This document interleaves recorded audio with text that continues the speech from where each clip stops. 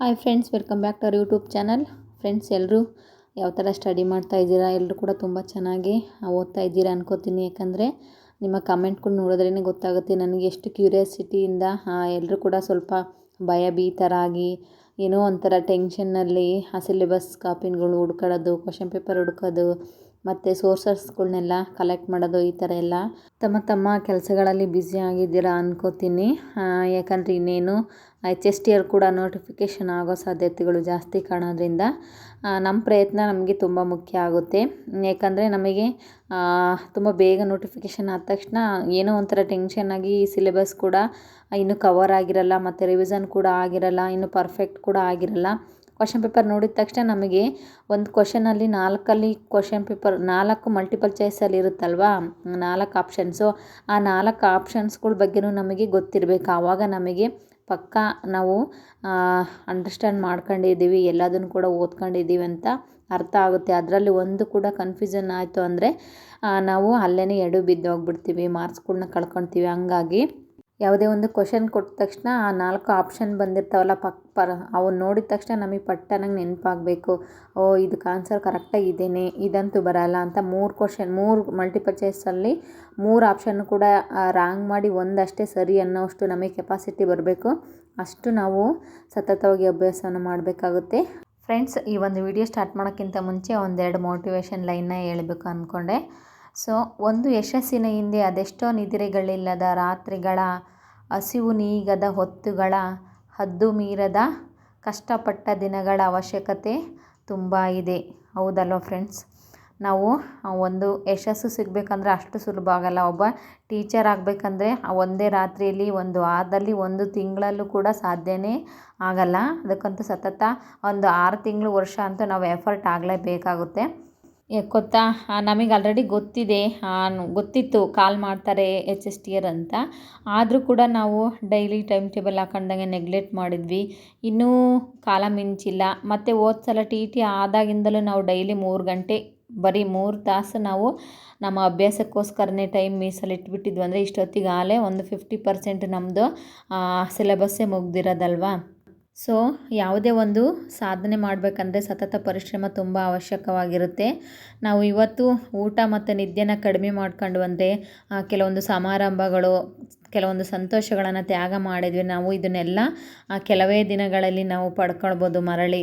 ಅದಕ್ಕೋಸ್ಕರ ನಾವು ಇವತ್ತಿನ ಆಸೆ ಆಕಾಂಕ್ಷೆಗಳ ಹಿಂದೆ ಹೋಗ್ಬಿಟ್ವಿ ಅಂದರೆ ನಮ್ಮ ಮುಂದಿನ ಗುರಿ ತಲುಪೋಕ್ಕೆ ಸಾಧ್ಯನೇ ಆಗಲ್ಲ. ಒಂದು ಯಶಸ್ಸಿನ ಹಿಂದೆ ಅದೆಷ್ಟೋ ವರ್ಷಗಳ ಪ್ರಯತ್ನ, ಪರಿಶ್ರಮ ತುಂಬ ಮುಖ್ಯವಾಗಿರುತ್ತೆ.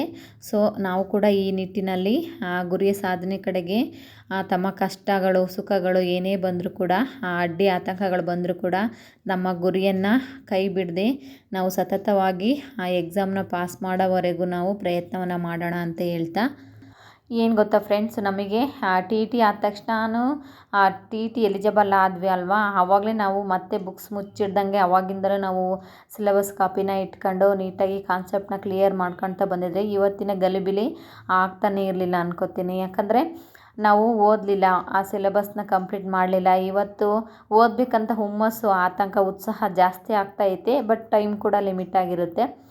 ಹಂಗಾಗಿ ಇನ್ನೂ ಕೂಡ ನಾವು ದಿನಗಳು ಕಳೆದಂಗೆ ನಮಗೆ ಇನ್ನೂ ಕೂಡ ಕಡಿಮೆ ದಿನಗಳು ಸಿಗ್ತವೆ ಓದೋಕ್ಕೆ. ಈಗಲೂ ಕೂಡ ಕಾಲ ಮಿಂಚಿಲ್ಲ. ದಿನದಿಂದ ದಿನಕ್ಕೆ ನಾವು ಒಂದೊಂದು ಗಂಟೆ ಜಾಸ್ತಿ ಮಾಡ್ಕೊಂಡು ಅಭ್ಯಾಸನ ಮಾಡ್ಕೊತಾ ಹೋದರೂ ಕೂಡ ನಮ್ಮ ಸಿಲೆಬಸ್ನ 1 ತಿಂಗಳು ಅಥವಾ 2 ತಿಂಗಳಲ್ಲಿ ಕವರ್ ಮಾಡ್ಬೋದು. ಮತ್ತೇನಾದರೂ ನೋಟಿಫಿಕೇಷನ್ ಆಯಿತು ಅಂದರೆ ಮತ್ತೆ ರಿವಿಷನ್ ಮಾಡೋಕ್ಕೂ ಕೂಡ ತುಂಬ ಅನುಕೂಲ ಆಗುತ್ತೆ. ಈ ಒಂದು ಟೀಚರ್ ಪೋಸ್ಟು ಎಕ್ಸಾಮ್ ಇದೆಯಲ್ಲ, ತುಂಬ ಈಸಿಯಾಗಿ ಪಡ್ಕೋಬೋದು. ಮತ್ತು ತುಂಬ ಲಿಮಿಟ್ ಆಗಿರುವ ಸಿಲೆಬಸ್ ಇದೆ ಇಲ್ಲಿ. ಅಷ್ಟೊಂದು ಬ್ರೀಫಾಗಿ ಮತ್ತು KPSC UPSC ಎಲ್ಲ ಆ ಥರ ಏನಿರಲ್ಲ. ಲಿಮಿಟಾಗಿ ಸಿಲೆಬಸ್ ಇದೆ. ನಾವು ಆರಾಮಾಗಿ ಇದನ್ನು ಪಾಸ್ ಮಾಡ್ಬೋದು. ಇನ್ನೊಂದು ಏನು ಗೊತ್ತಾ, PSI ಎಕ್ಸಾಮ್ಗಳೆಲ್ಲ ಇರ್ತಾವಲ್ವ, ಅವಕ್ಕೆ ಬರೀ 10 ಪೋಸ್ಟ್ 15 ಪೋಸ್ಟು ಕಾಲ್ ಮಾಡಿರ್ತಾರೆ ಅಷ್ಟೇ. ಬಟ್ ಅದಕ್ಕೆ ಎಷ್ಟು ಓದ್ತಾ ಇರ್ತಾರೆ ಅಂದರೆ ಬರೀ ಅವ್ರಿಗೆ ಗೊತ್ತು ಸಾವಿರಾರು ಪೋಸ್ಟ್ಗಳು ಕಾಲ್ ಮಾಡಲ್ಲ ಅಂತ. ಆದ್ರೂ ಕೂಡ ಅದಕ್ಕೆ ಎಷ್ಟು ಕಾಂಪಿಟೇಷನ್ ಇರುತ್ತೆ ಅಂದರೆ ಅಷ್ಟು ಅವರಲ್ಲಿ ಉತ್ಸಾಹ ಇರುತ್ತೆ. ನಾನು ಅದನ್ನು 10 ಪೋಸ್ಟ್ ಕಾಲ್ ಮಾಡಲಿ, ಅದರಲ್ಲಿ ನಂದು ಒಂದು, ನಾನು ಅದನ್ನು ಪಡ್ಕೋಬೇಕು ಅಂತ. ಆ ಥರ ಅಷ್ಟೊಂದೇನು ಕಡಿಮೆ ಪೋಸ್ಟ್ ಇರಲ್ಲ ನಮ್ಮವು. ಮ್ಯಾಕ್ಸಿಮಮ್ಮು ನಮ್ಮ ಎಫರ್ಟ್ ಎಷ್ಟಿರುತ್ತೋ ಅಷ್ಟು ನಾವು ಆ ಪೋಸ್ಟನ್ನ ಪಡ್ಕೊಳಕ್ಕೆ ಸಾಧ್ಯ ಆಗುತ್ತೆ. ಇದಕ್ಕಂತೂ ನಾವು ಸಕ್ಸಸ್ ಆಗೋಕ್ಕೆ ಒಂಚೂರು ಎಷ್ಟು ಪ್ರಯತ್ನ ಪಡ್ತೀವೋ ಅಷ್ಟು ಬೇಗ ನಾವು ಸಕ್ಸಸ್ ಆಗ್ಬೋದು ಈ ಒಂದು ಹುದ್ದೆಯಲ್ಲಿ ಎಕ್ಸಾಮ್ನ ಬರೆದ್ಬಿಟ್ರೆ. ಹಂಗಾಗಿ ಇದಕ್ಕಂತೂ ಪ್ರಯತ್ನ ಮಾಡಿದ್ವಿ ಅಂದರೆ 100% ನಮಗೆ ಫಲಿತಾಂಶ ಸಿಕ್ಕೇ ಸಿಗುತ್ತೆ. ಇದಂತೂ ಮಿಸ್ ಆಗೋಕ್ಕೆ ಚಾನ್ಸೇ ಇಲ್ಲ. ಸಾವಿರಾರು ಪೋಸ್ಟ್ಗಳು ಕಾಲ್ ಮಾಡಿದಾಗ ಆರಾಮಾಗಿ ನಾವು ಯಾರು ಚೆನ್ನಾಗಿ ಓದಿರ್ತಾರೋ ಅವರಿಗೆ ಈ ಒಂದು ಹುದ್ದೆ ಸಿಕ್ಕೇ ಸಿಗುತ್ತೆ. ಸೊ ಅದರಿಂದ ನಾವು ಇವತ್ತು ಕೂಡ ನಾವು ಕೈ ಕಟ್ಕೊಂಡು ಕೂರ್ದಂಗೆ ನನಗಾಗಲ್ಲ ಅಂತ ಇಲ್ಲ, ನೆಗೆಟಿವಾಗಿ ಯೋಚನೆ ಮಾಡ್ದಂಗೆ ತುಂಬ ಕಾಂಪಿಟೇಷನ್ ಇದೆ, TET ಆಗಿರೋರು ತುಂಬ ಜನ ಇದ್ದಾರೆ, ನಮ್ಮದೆಲ್ಲ ಎಲ್ಲಿ ಬಿಡು ಅಷ್ಟೊಂದು ಜನ ಓದ್ತಾ ಇದ್ದಾರೆ, ಈಗ ಓದಿದ್ರು ಕೂಡ ಆಗಲ್ಲ ಈ ಥರ ಎಲ್ಲ ಅಂದ್ಕೊಂಡಂಗೆ ದಿನಾಲೂ ಕೂಡ ನಾವು ಚೆನ್ನಾಗಿ ಪ್ರಾಕ್ಟೀಸ್ ಮಾಡ್ತಾ ದಿನದಿಂದ ದಿನಕ್ಕೆ ಒಂದೊಂದು ಗಂಟೆ ಹೆಚ್ಚಾಗಿ ನಾವು ಓದ್ತಾ ಹೋದರೆ ನಾವು ಆರಾಮಾಗಿ ಇದನ್ನು ರೀಚ್ ಆಗ್ಬೋದು. ನೋಡಿ ಇದಕ್ಕೆ ಕಂಪ್ಯೂಟರು ಒಂದು ಇರುತ್ತೆ ನೋಟ್ಸು, ಆಮೇಲೆ ಮತ್ತು ಹೆಲ್ತ್ ಎಜುಕೇಷನ್ ಒಂದಿರುತ್ತೆ. GK ಪೇಪರ್ ಮಾಮೂಲಿಯಾಗಿ ನಾವು ನ್ಯೂಸ್ ಪೇಪರ್ ಅದು ಇದು ಕರೆಂಟ್ ಇವೆಂಟ್ಸ್ ನೋಡ್ತಾನೆ ಇರ್ತೀವಿ. ಆಮೇಲೆ ಇಂಗ್ಲೀಷು, ಕನ್ನಡ ನಮ್ಮದು ಸಬ್ಜೆಕ್ಟ್ ಇಷ್ಟೇ. ಇದನ್ನು ಓದಿದ್ವಿ ಅಂದರೆ ನಾವು ಆರಾಮಾಗಿ ನಮ್ಮ ಸಿಲೆಬಸ್ ಕಂಪ್ಲೀಟ್ ಆಗೇ ಹೋಗುತ್ತೆ. ಬಟ್ ರಿವಿಸನ್ ಅಂತೂ ತುಂಬ ಇಂಪಾರ್ಟೆಂಟ್ ಆಗುತ್ತೆ. ನಾವು ಆಲ್ರೆಡಿ ಕ್ವಶನ್ ಪೇಪರ್ ಹಿಂದಿನವೆಲ್ಲ ನೋಡ್ತಿರ್ತೀವಲ್ವ, ಅವನ್ನ ನೋಡಬೇಕು ನಾವು ಅದರಲ್ಲಿ ಯಾವ ಥರ ಕೇಳಿದ್ದಾರೆ ಅಂತ. ನಾವು ಗಲಿಬಿಲಿ ಆಗಬಾರ್ದು. ಕ್ವಶನ್ ಪೇಪರ್ ನೋಡಿದ ತಕ್ಷಣ ಪರ್ಫೆಕ್ಟಾಗಿ ಆನ್ಸರ್ ಮಾಡಬೇಕು. ಆ ತಕ್ಷಣವೇ ನಮಗೆ ತಲೆಯಲ್ಲಿ ಬಂದುಬಿಡ್ಬೇಕು. ಅಷ್ಟು ನಾವು ಪರ್ಫೆಕ್ಟಾಗಿ ನಾವು ತಯಾರಾಗಬೇಕಾಗುತ್ತೆ ಎಕ್ಸಾಮ್ಗೆ. ಸೊ ಇನ್ನು ಯಾರೆಲ್ಲ ಬುಕ್ಸ್ಗಳನ್ನ ಕಲೆಕ್ಟ್ ಮಾಡ್ಕೊಳ್ಳಿ, ಆರಾಮಾಗಿ ಓದಿ ಕೂಲಾಗಿ, ಏನು ತಲೆ ಕೆಡ್ಸ್ಕೊಳಕ್ಕೆ ಹೋಗ್ಬಾರ್ದು, ಏನು ವರಿ ಮಾಡ್ಕೊಂಡಂಗೆ ಇದನ್ನು ಆರಾಮಾಗಿ ಓದ್ಬೋದು. ಯಾಕಂದರೆ ಎಲ್ಲರೂ ಕೂಡ ನಮ್ಮ ಥರನೇ ಪರಿಸ್ಥಿತಿನೇ ಫೇಸ್ ಮಾಡ್ತಾ ಇದ್ದಾರೆ. ಅವರು ಕೂಡ ಗೊಂದಲದಲ್ಲಿರ್ತಾರೆ. ಎಲ್ಲರೂ ಕೂಡ ಪ್ರಯತ್ನವನ್ನು ಮಾಡಬೇಕಂತಲೇ ಇರ್ತಾರೆ. ಇವಾಗಂತೂ ಎಲ್ಲ ಬೆಳಗ್ಗೆಯಿಂದ ಸಂಜೆವರೆಗೂ ಒಂದು 10 ತಾಸು ಲೈಬ್ರರಿಯಲ್ಲಿ ಕೂತು ಓದೋ ಸ್ಟೂಡೆಂಟ್ಸ್ಗಳು ತುಂಬ ಜನ ಇದ್ದಾರೆ. ಕೋಚಿಂಗ್ ಹೋಗಿದ್ದಾರೆ.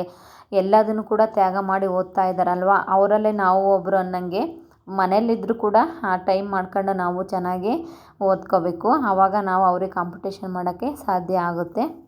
ಸೊ ಇಷ್ಟು ಇವತ್ತಿನ ವಿಡಿಯೋ ಆಗಿರುತ್ತೆ ಫ್ರೆಂಡ್ಸ್. ಈ ಒಂದು ವಿಡಿಯೋ ನಿಮಗೆ ಇಷ್ಟ ಆದರೆ ಲೈಕ್ ಮಾಡಿ. ಹಾಗೆ ಯಾರಾದರೂ ಸಬ್ಸ್ಕ್ರೈಬ್ ಮಾಡ್ಕೊಂಡೆ ವಿಡಿಯೋನ ನೋಡ್ತಾ ಇದ್ದರೆ ಸಬ್ಸ್ಕ್ರೈಬ್ ಮಾಡ್ಕೊಂಡು ಕೂಡ ನೋಡಿ ಅಂತ ಹೇಳ್ತಾ, ಹಾಗೆ ಕಾಮೆಂಟ್ ಹಾಕೋದನ್ನು ಮರಿಬೇಡಿ. ಸೊ ಈ ಒಂದು ಮೋಟಿವೇಶನ್ ವಿಡಿಯೋ ಇಷ್ಟ ಆಗಿತ್ತೆ ಅಂದ್ಕೊಂಡಿದ್ದೀನಿ. ಸೊ ಇಷ್ಟ ಆದರೆ ಕಾಮೆಂಟ್ ಮಾಡಿ ಫ್ರೆಂಡ್ಸ್. ನೆಕ್ಸ್ಟ್ ವಿಡಿಯೋದಲ್ಲಿ ಸಿಗ್ತೀನಿ. ಬಾಯ್, ಟೇಕ್ ಕೇರ್.